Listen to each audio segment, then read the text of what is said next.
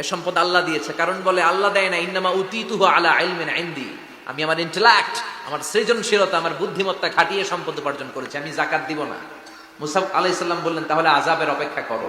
কারণ বলল পারলে আযাব নিয়ে আসো। রব্বুল আলামিন বললেন ফাখাসাফনা বিহি ওয়া বিদারিহিল আরদ, ও মুসা নিরাপদ দূরত্বে তুমি সরে যাও, আমি এখনই কারুনকে তার সব সম্পদ সহ জামিনের মধ্যে দাবিয়ে দেব। কারণ তার সম্পদ সহ জামিনে দেবে যেতে লাগলো। আমি জায়গাটা নিজে দেখে এসেছি। মিশরের রাজধানী কায়রো থেকে 120 কিলো দূরে ফাইউম নামে একটা জেলা আছে, ওই জেলায় বহাইরা কারুন, কারণের সব সম্পত্তি আল্লাহ জামিনে দাবিয়ে দিয়েছে। হাঁটু পর্যন্ত দেবে যায়, সে ভেবেছে আমি বেঁচে যাব, কোমর পর্যন্ত দেবে গিয়েছে বেঁচে যাব, গলা পর্যন্ত যখন দেবে গিয়েছে আর বাঁচার সুযোগ নাই। কারণ কয় মুসা সব সম্পত্তি তোরে আর তোর আল্লাহরে দিয়ে দিলাম, আমার বাঁচা। ফেরাউনেরও একই দশা। লোহিত সাগরের পানি খেতে খেতে ফেরাউনের পেটটা যখন এত বড় হয়ে যায়, ফেরাউন হাত তুলে বলে আনা মিনাল মুসলিমিন, আমি মুসলমান।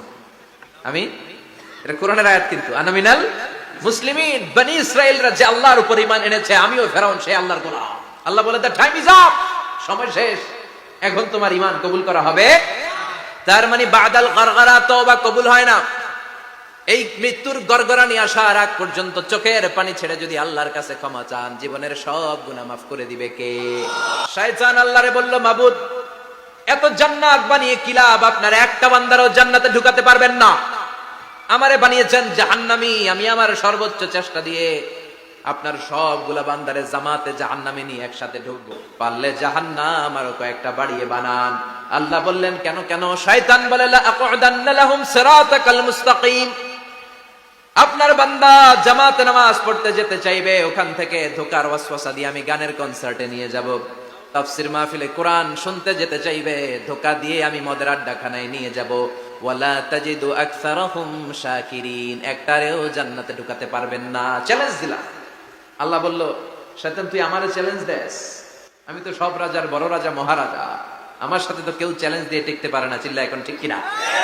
শয়তান তুই চ্যালেঞ্জ দিলি, আমিও তোর চ্যালেঞ্জ দিলাম। ওয়া ইজ্জতি ওয়া জালালি ওয়া ইরতিফাই মাকানি, আমার ইজ্জতের কসম, আমার জালালিয়াতের কসম, আমার মহানত্বের কসম, আমার ক্ষমতা আর দাপটের কসম, আজীবন আমার বান্দা গুনাহ করবে, পাপ করবে, অন্যায় করবে, কোন এক তাফসীর মাহফিলে এসে চোখের পানি ছেড়ে যখন ক্ষমা চাইবে, আমি জীবনের সব গুনাহ মাফ করে দেব।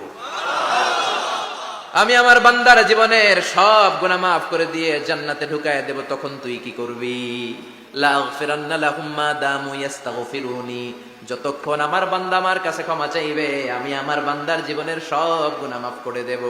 সুবহানাল্লাহ। এজন্য রাব্বুল আলামিন বলেন, ইয়া আইয়ুহাল্লাযীনা আমানু তুবু ইলাল্লাহি তাওবাতান নাসুহা, তওবার মতো তওবা করো। তওবার মতো তওবা করলে যত বড় অন্যায় হোক, পাপ হোক, গুনাহ হোক, সব গুনাহ মাফ করে দিতে পারে কে?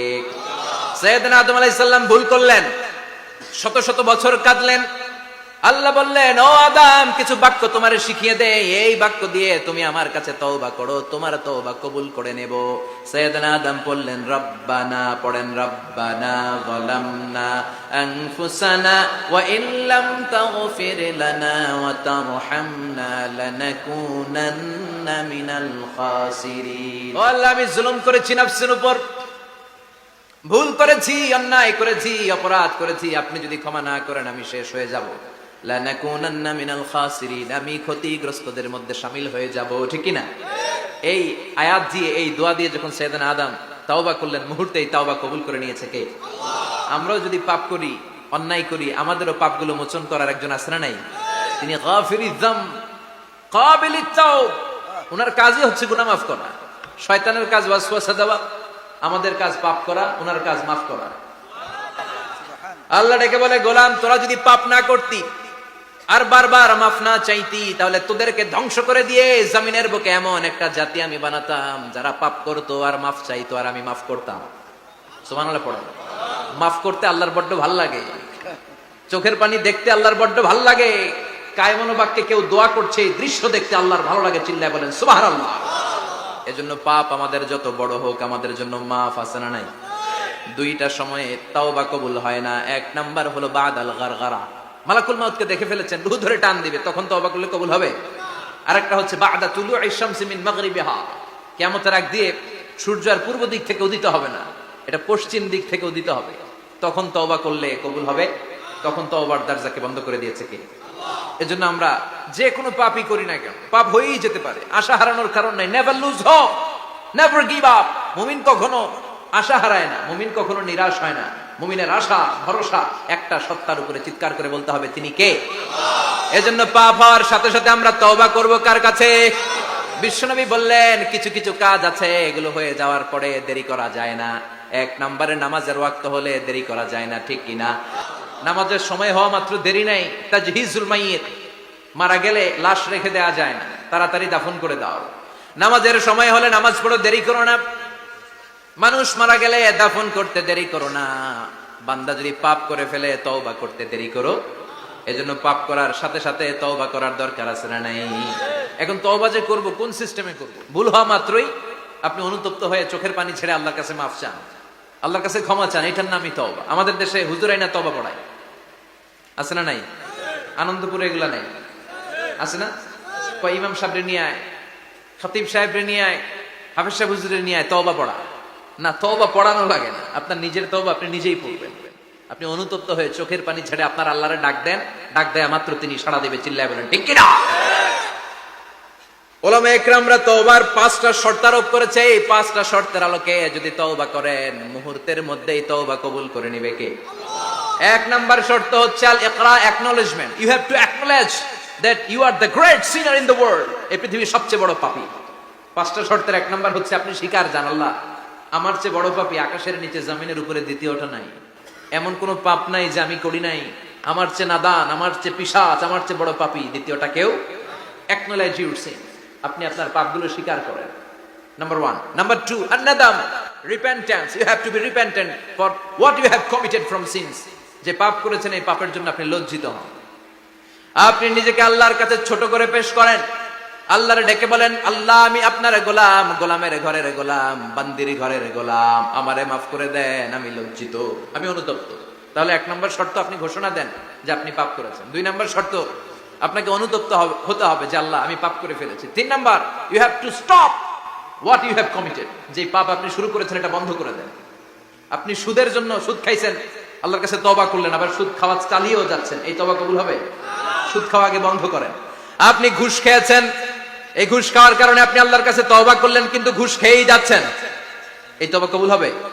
3 নাম্বার হচ্ছে you have to stop what you have committed. আপনি যেই পাপ করেছেন এটাকে বন্ধ করেন। 4 নাম্বার শর্ত, you have to hate what you have committed. আপনি যেই পাপটা করেছেন এটাকে মন থেকে ঘৃণা করেন, ওইটারে মন থেকে ঘৃণা করতে হবে। 5 নাম্বার শর্ত হচ্ছে you have to determine that you never repeat this sin again. আল্লাহর কাছে ওয়াদা দেন, কমিটমেন্ট দেন যে আল্লাহ পারতপক্ষে আমার জীবনে আর এই কাজটা করব। এই 5টা শর্তের আলোকে তওবা করলে কবুল করবে কে? 1 নম্বরে স্বীকার জান আল্লাহ আমি পাপী। 2 নম্বরে অনুতপ্ত হন। 3 নম্বরে পাপ কাজটা বন্ধ করে দেন। 4 নম্বরে ওই পাপ কাজটাকে মন থেকে ঘৃণা করেন। 5 নম্বরে আল্লাহর কাছে ওয়াদা দেন আর জীবনেও এই পাপ করব না। এই 5টা শর্তের আলোকে যদি তওবা করেন আপনার তওবা কবুল করে নিবে কে? এজন্য যত পাপ যত অন্যায় আমরা করি না কেন, আমাদের এই পাপগুলো অন্যায়গুলো ক্ষমা করার একজন আছে না নাই? তিনি কে? এজন্য সব সময় তওবা করতে রাজি আছেন তো? প্রতিদিন শত শতবার তওবা করতে রাজি আছেন? প্রতিদিন শত শতবার ইস্তেগফার করতে রাজি আছেন? বিশ্বনবী প্রতিদিন 70 বারেরও বেশি ইস্তেগফার করতেন। শুধু টয়লেটে যে মুহূর্তে থাকতেন ওই মুহূর্তে পড়তেন না। টয়লেটে ঢুকার মুহূর্তে বিশ্বনবী ইস্তেগফার পড়তে পারতেন না, তাই টয়লেট থেকে বেরোয়েই তিনি ইস্তেগফার করতেন। তিনি পড়তেন গফরানাক। কি পড়তেন? গফরানাক মানে হলো আস্তাগফিরুল্লাহ। গফরানাক মানে কি? গফরানাক মানে আল্লাহ আমি আপনার ক্ষমা চাই, মানে আস্তাগফিরুল্লাহ। আবার বিশ্বনবী বলতেন মান লাযামাল ইস্তিগফার জাআলাল্লাহু লাহু মিন কুল্লি দিকিন মাখরাজা। যে ব্যক্তি সব সময় ইস্তেগফারের সাথে লেগে থাকে তাকে সব সময় বিপদ থেকে মুক্তি দিবে কে? আমাদের জীবনে বিপদ আছে না নাই? কত ধরনের বিপদ। যে কোনো সময় অসুস্থ হয়ে যেতে পারি, যে কোনো সময় দুর্ঘটনার কবলে পড়তে পারি, যে কোনো সময় গুম হয়ে যেতে পারি। কথা কম, এদেশে গুম টুম নাই মনে হয়, ক্রস ফায়ার নাই। কে কোন সময় গুম, কে কোন সময় নাই, কোনো ঠিক নাই। আল্লাহ বিশ্বনবী বললেন মান লাজিমাল ইস্তিগফার জাআলাল্লাহু লাহু মিন কুল্লি দিকিন মাখরাজা। সব সময় যে ইস্তিগফারের সাথে আঠার মতো লেগে থাকবে আল্লাহ তাআলা তাকে বিপদ থেকে সব সময় মুক্তি দান করবেন। সুবহানাল্লাহ পড়েন। 2 নম্বরে বিশ্বনবী বললেন অমিন কুল্লি হাম্মিন ফারাজা। ওই ব্যক্তিকে রব্বুল আলামিন সব ধরনের দুশ্চিন্তা থেকে মুক্তি দিয়ে দিবেন। আমাদের জীবনে দুশ্চিন্তা আছে না নাই? টেনশন নাই কার কার? হাত তোলেন তো, যে হুজুর আমার কোনো টেনশন নাই। আপনার টেনশন নাই, মাশাআল্লাহ। আমার সাথে দেখা করবেন আলোচনার পরে। টেনশন ছাড়া মানুষ আছে? বাসার টেনশন, মরার টেনশন, কবরের টেনশন, ক্যারিয়ারের টেনশন, বিদ্যুৎ বিলের টেনশন, গ্যাসের বিলের টেনশন, বাড়ি ভাড়ার টেনশন আছে না নাই? বিশ্বনবী বললেন টেনশন ছাড়া মানুষ নাই। সব সময় 18 মতো যে ইস্তেগফারের সাথে লেগে থাকবে তাকে টেনশন মুক্ত করে দিবে কে? 3 নাম্বার, ওয়ায়ারযুকহু মিন হাইসু লা ইয়াহতাসিব, এমন জায়গা থেকে আল্লাহ তাআলা রিজিকের ব্যবস্থা করে দিবেন সে কল্পনাও করতে পারবে না। আমি নিজে এটার প্রমাণ পেয়েছি। অনেক অনেক সময় আমি কল্পনাও করি নাই যে এখান থেকে আমার রিজিকের ব্যবস্থা হতে পারে। এমন পরিমাণে রিজিকের ব্যবস্থা এসেছে, 2 হাতে নিয়েও কুলাতে পারি নাই। এজন্য সব সময় চলতে ফিরতে উঠতে বসতে ইস্তিগফারের সাথে লেগে থাকার দরকার আছে না নাই? আবার বিশ্বনবী বললেন সদা সর্বদা যারা সব সময় ইস্তিগফার পড়বে আল্লাহর পক্ষ থেকে কোনো আযাব গজব তাদের উপর পাকড়াও হবে না। ওয়া মা কানাল্লাহু মুআযযিবাহুম ওয়া হুম ইস্তাগফিরুন। সুবহানাল্লাহ। যতক্ষণ তুমি ইস্তিগফার পড়বে আল্লাহর পক্ষ থেকে প্রোটেকশন আছে না নাই?